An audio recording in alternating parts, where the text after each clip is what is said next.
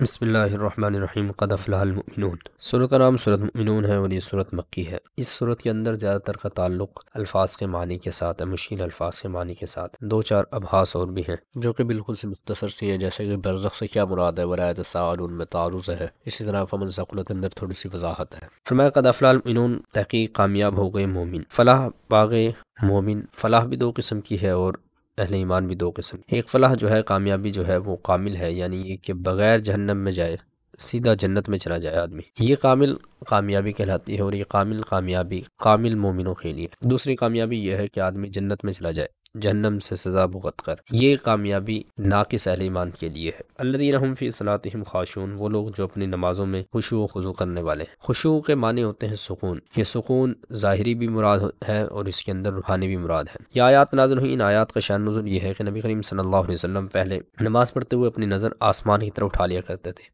اسی طرح صحابہ کرام بھی ایسا کیا کرتے تھے۔ تو جب یہ آیت نازل ہوئی تو پھر اس میں مومنوں کو روک دیا گیا، پھر وہ اپنی نگاہوں کو پس رکھنے والے ہو گئے۔ پھر خاشعون سے مراد ہیں کون لوگ، تو اس کے اندر مفسرین کے بہت سے قول ہیں۔ عاجزی کرنے والے، ڈرنے والے، تواضع اختیار کرنے والے، آوازوں کو پس رکھنے والے، سکون اور حسن حایت رکھنے والے، سارے مراد بھی ہو سکتے ہیں اس کے اندر۔ والذین هم عن اللغو معرضون، اور وہ لوگ جو لغو باتوں سے اعراض کرنے والے ہیں۔ لغو سے مراد شرکیہ باتیں بھی ہو سکتی ہیں، اور لغو سے مراد ہر بیہودہ بات بھی ہو سکتی ہے، اور گالی کا جواب گالی سے بھی ہو سکتا ہے۔ والذین هم للزکاۃ فاعلون، اور وہ لوگ جو اپنا تزکیہ کرنے والے ہیں۔ یہاں زکوٰۃ کا لفظ استعمال ہوا ہے۔ زکوٰۃ کا ایک معنی تو وہ آتا ہے جو مال کے لیے آتا ہے، زکوٰۃ مالی مراد ہوتی ہیں، وہ بھی یہاں مراد ہو سکتا ہے، لیکن بہتر یہ ہے کہ یہاں پر زکوٰۃ سے مراد تزکیہ نفس لیا جائے، کیونکہ آیت جو ہے وہ مکی ہے، اور زکوٰۃ کی فرضیت جو ہے وہ ایک قول کے مطابق مدینہ میں ہوئی ہے۔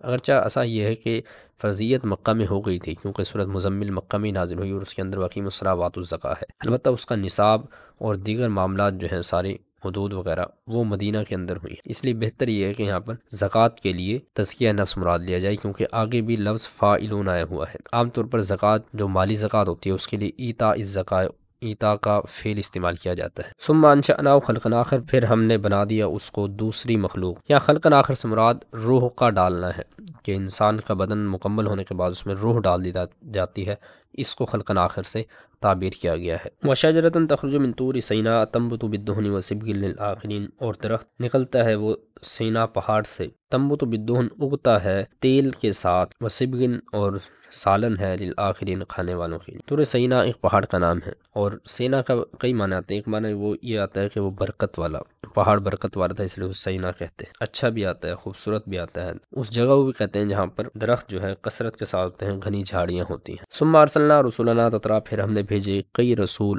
تترا پے در پہ، مسلسل پے ہم۔ فقالوا انؤمن لبشرین مثلنا، اور کہا انہوں نے کہ ہم ایمان لیں اپنے جیسے دو آدمیوں پر، وقومهما لنا عامدون، جبکہ ان کی قوم ہماری خدمت گار ہے، ہمارے زیر تحت ہے، ہمارے زیر حکم ہے۔ یہاں عابدون عبادت کے معنی میں نہیں ہے بلکہ خادم اور ماتحت کے معنی میں ہے۔ وآویناہما الی ربوۃ ذات قرار ومعین، اور ہم نے ٹھکانہ دیا ان دونوں کو بلند جگہ پر، ٹیلے پر، ذات قرار جو ٹھہرنے کے قابل، ومعین اور پانی والی تھی۔ اب یہاں ربوہ کہتے تو ہیں اونچی جگہ کو، ٹیلہ بھی مراد ہو سکتا ہے۔ مراد یہاں پر کیا ہے تو اس میں کئی قول ہیں۔ دمشق ہے، بیت المقدس ہے، فلسطین ہے، اور یہ قول ہے مصر۔ صاحب تفسیر مظہری کہتے ہیں کہ یہ مصر زیادہ بہتر ہے، کیونکہ حضرت مریم جو ہے جب ان کے خلاف بادشاہ ہو گیا تھا، یہودی بادشاہ ان کے خلاف ہو گیا تھا اور قتل کرنے کے پیدر پہ ہو گیا تھا، تو حضرت مریم جو ہے مصر چلی گئی تھی۔ تاریخی اعتبار سے یہ قول زیادہ بہتر معلوم ہوتا ہے، واللہ اعلم بالصواب۔ فذرہم فی غمرتہم، آگے مشکل چند ایک الفاظ ہیں، ان کے معنی ہے۔ فذرہم فی غمرتہم، بس چھوڑ دیجئے انہیں ان کی گمراہی میں،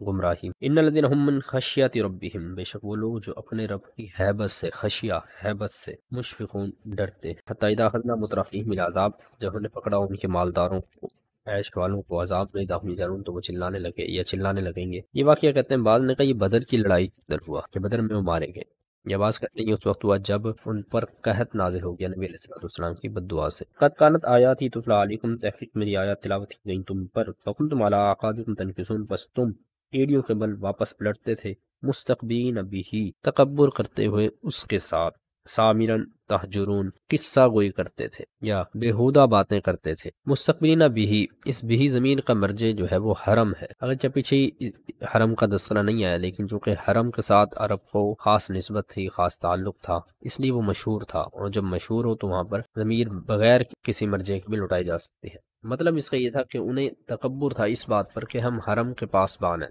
حرم کے محافظ ہیں، حرم کے خدمتگار ہیں، اور حرم کی ساری خدمتیں ہمارے پاس ہیں، تو ہم ہی بہتر ہیں، اسی وجہ سے وہ ایمان نہیں لاتے تھے۔ ام تسألہم خرجن، کیا آپ سوال کرتے ہیں ان سے خرجن، کسی آمدنی کا، خرچے کا؟ وَإِنَّ الَّذِينَ لَا يُؤْمِنُونَ بِالْآخِرَةِ، بے شک وہ لوگ جو نہیں مان لاتے آخرت پر، عَنِ الصِّرَاطِ لَنَاكِبُونَ، راستے سے ہٹتے چلے جا رہے ہیں، لناقبن ہٹتے چلے جا رہے ہیں۔ آگے للجو فی طغیانہم، وہ مصر ہیں، لگے ہوئے ہیں، سرگردان ہیں، فی طغیانہم، اپنی سرکشی میں، یعمہون، سرگردان ہیں، محو ہیں۔ للجو مانا اڑے رہنا، اور یعمہون کا مانا سرگردان ہونا، مست رہنا۔ اذا ہم فی مبلسون، اچانک وہ اس میں حیران ہو گئے اور نا امید ہونے والے ہو گئے، مبلسون نا امید ہونے والے۔ وَهُوَ يُجِيرُ وَلَا يُجَارُ عَلَيْهِ، وہ پناہ دیتا ہے، ولا یجار علیہ، اسے کوئی پناہ نہیں دے سکتا۔ وقل ربی اعوذ بک من ہمزات الشیاطین، آپ فرما دیجئے میرے رب میں پناہ مانگتا ہوں تیری شیاطین کے وسوسوں سے، ہمزات وسوسے۔ ومن ورائہم برزخ، اور ان کے پیچھے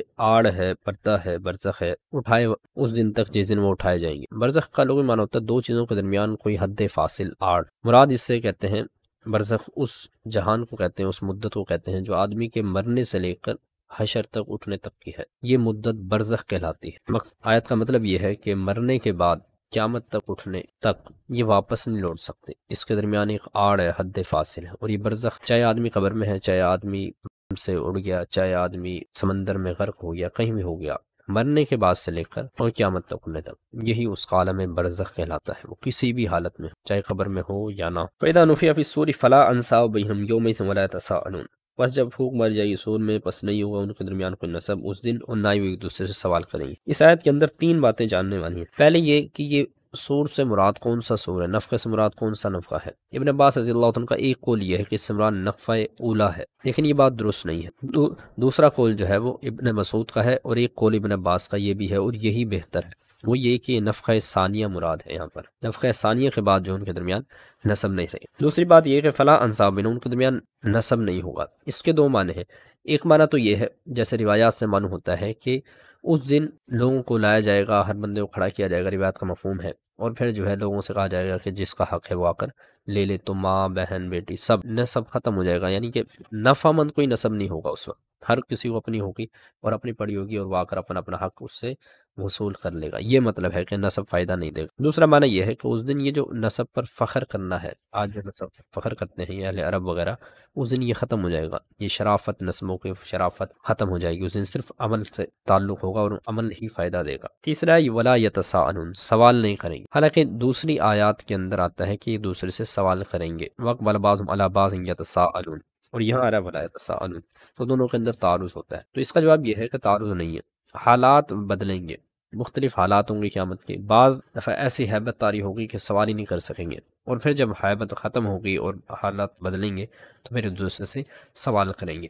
یہ ساری باتیں جو ہیں یہ کافروں کے متعلق ہیں، کافر ایک دوسرے سے سوال وغیرہ نہیں کریں گے، البتہ مومن اہل ایمان ان کو نسب بھی فائدہ دے گا، کہ اللہ نے فرمایا والذین آمنوا واتبعتہم ذریاتہم بایمان، کہ ان کی اولاد ان کو فائدہ دے گی، ان جو ایمان کے ساتھ گئی وہ ان کے ساتھ الحقنا بہم، ہم ان کے ساتھ لاحق کر دیں گے۔ تو اہل ایمان کا فائدہ ہوگا، اِیصال ثواب میں بھی، ویسے بھی ایک دوسرے سے سوال بھی ہوگا، اور ایک دوسرے کے درمیان نسب و دوستی بھی قائم ہوگی۔ اہل جو کفار ہوں گے، جو کافر ہوں گے، اہل کفر ہوں گے، ان کے درمیان یہ سب کچھ نہیں ہوگا۔ فمن ثقلت موازینہ فاولئک هم المفلحون ومن خفت موازینہ، یہ دو آیات ذکر کی گئی ہیں۔ ایک سے یہ معلوم ہوتا ہے کہ جس کا پلڑا بھاری ہو جائے گا وہ کامیاب ہو جائے گا، اور جس کا جھک جائے گا وہ ناکام ہو جائے گا۔ یہ دونوں کی دونوں باتیں کامل مومنوں کے لیے اور کافروں کے لیے ہے، یعنی ایک تو وہ مومن ہوں گے جو کامل ہوں گے، ان کا پلڑا بھاری ہوگا نیکیوں کا، اس اعتبار سے بھاری ہوگا کہ ان کے گناہوں والے پلڑے میں کچھ ہوگا ہی نہیں، یہ تو کامل مومن ہوں گے، سیدھے جنت میں جائیں گے، اور اس کے مقابلے میں کافر ہوں گے جن کے ہاں برائیوں والے ہی پلڑے میں سب کچھ ہوگا،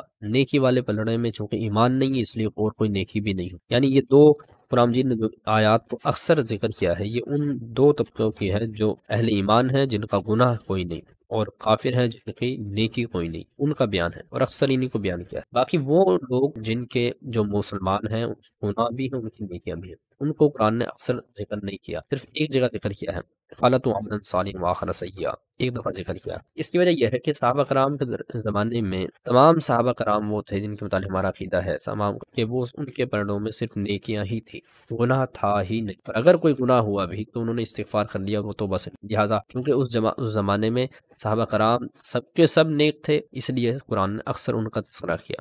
باقی رہے جو لوگ جن کے گناہ بھی ہیں اور بعد والی امت میں اور نیکیاں بھی ہیں، ان کے متعلق کیا ہوگا؟ تو ان کے متعلق یہ ہوگا کہ ان کے وزن کیا جائے گا نیکیوں اور گناہوں کا۔ اگر تو نیکیاں ایک بھی نیکی بڑھ گئی جس کی وجہ سے پلڑا جھک گیا نیکیوں والا، تو وہ اس کی معافی ہو جائے گی، وہ جنت میں چلا جائے گا، اور اگر برائیوں والا پلڑا جھک گیا تو پھر اسے جہنم کے اندر بھگتنا پڑے گا، یا شفاعت کے ذریعے وہ پہلے ہی آ جائے گا یا جہنم میں جائے گا، مجد میں رہے گا۔ مختلف لوگوں کے مختلف احوال ہوں گے، تو ان کے بارے میں یہ حکم ہے۔ اب یہاں پر ایک اور بحث ہے۔ پہلی بحث تو یہ آ گئی کہ ترازو ہوگا، قائم کیا جائے گا یا نہیں کیا جائے گا، یہ بحث پچھلے اسباق کے اندر آ گئی۔ دوسری بحث یہ آئی کہ اعمال جن لوگوں کا ہوگا ان کے طبقات کتنے ہوں گے، وہ بحث بھی آ گئی کہ بعض کامل مومن ہوں گے، بعض کافر ہوں گے، بعض ملے جلے اعمال والے ہوں گے۔ اب یہاں پر ایک اور بحث ہے، وہ بحث یہ ہے کہ اعمال کے تولنے کی کیفیت کیا ہو۔ وزن کے اندر تین بحثیں تھیں۔ پہلی بحث یہ تھی کہ وزن ترازو قائم ہوگا یا نہیں، یہ پچھلے اسباق کے اندر گزر گئی۔ دوسری بحث یہ آئی کہ طبقات کتنے ہوں گے، اس کی بحث بھی ابھی گزری ہے کہ جس کے اندر کامل مومن ہوں گے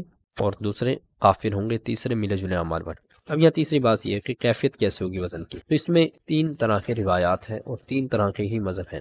ایک قول یہ ہے مفسرین کا کہ لوگوں کو تولا جائے گا، صاحب اعمال کو تولا جائے گا۔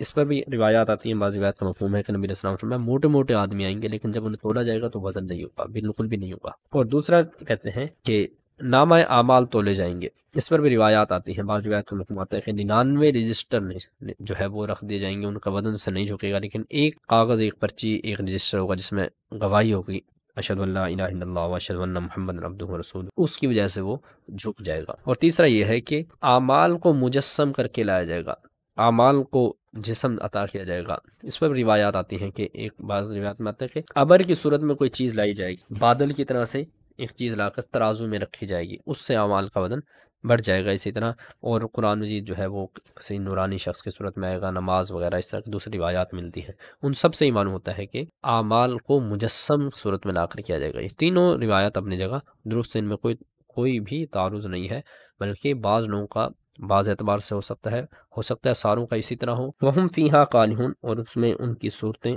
بگڑ جائیں گی۔ قَالَ اخْسَئُوا فِيهَا، کہے گا اللہ پڑے رہو اس میں پھٹکارے ہوئے ہو کر، ذلت کے ساتھ پڑے رہو اس میں۔ وَلَا تُكَلِّمُونَ، اور مجھ سے کلام نہ کرو۔ یہ جہنمیوں کا آخری کلام ہوگا جو اللہ تعالیٰ ان سے فرمائیں گے۔ اس سے پہلے کئی کلام وہ کریں گے لیکن یہ سب سے آخری کلام ہوگا، اس کے بعد ان سے کوئی کلام نہیں ہوگا۔